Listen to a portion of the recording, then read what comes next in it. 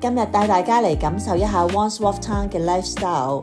呢度有全倫敦第5大購物中心 Southside， 裏邊有超過110間店鋪、電影院、室內卡丁車，俾小朋友玩嘅 The Kids Space。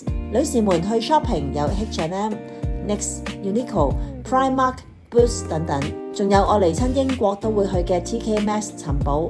每次嚟英國咧，我都會嚟嘅，因為點解咧係可以尋寶，間唔中咧可以揾到一啲名牌衫啊，或者一啲家品嘢咧，仲要係比原價可能平，大約可能1至2折咁樣咯，會好似呢一 set 嘅 DKNY 嘅床上用品。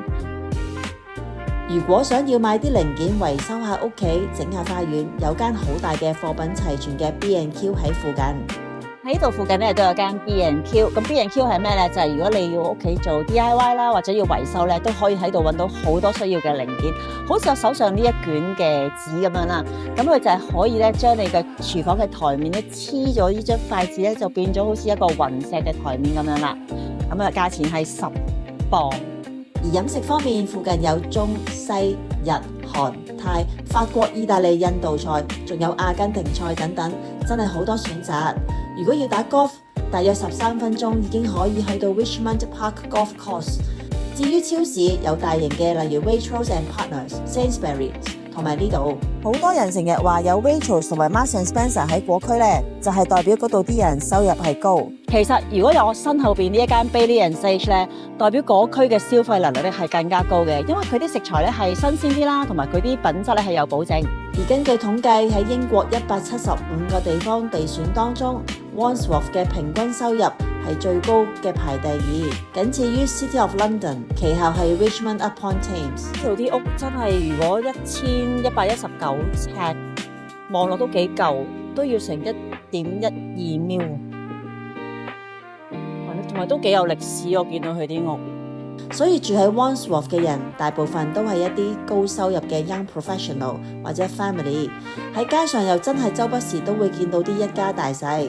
除咗日常所需，醫療配套都非常之重要。附近已經有診所、牙醫，10幾分鐘內已經可以到達2間24小時運作嘅醫院 ，Chelsea and Westminster Hospital 同埋 Charing Cross Hospital。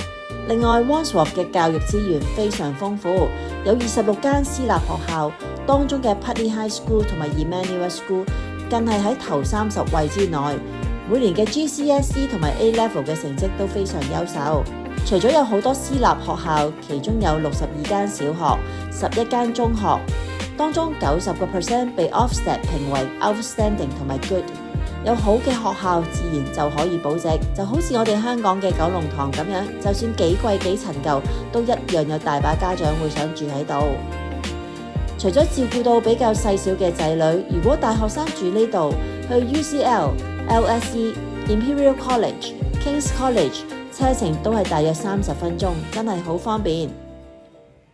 喺呢度唔單止解決咗讀書嘅問題，連住嘅成本都比其他為低。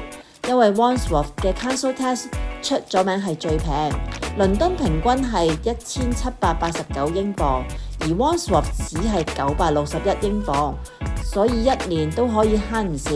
好多人而家都好享受 work-life balance。Borough of Wandsworth 已經有超過30個公園，其中12個更獲得2025-26年嘅 Green Flag Award， 例如 Wandsworth Common、Wandsworth Park、Battersea Park 等等。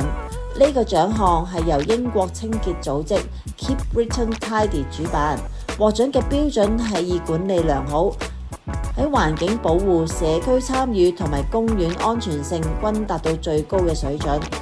今日就同大家睇到呢度，如果大家想了解更多，就立即同我哋香港嘅 Bannerman Race 聯絡。下次見。To buy or not to buy non-local off-plan properties, assess the risks before you buy. 境外樓花買唔買，計過風險先好買。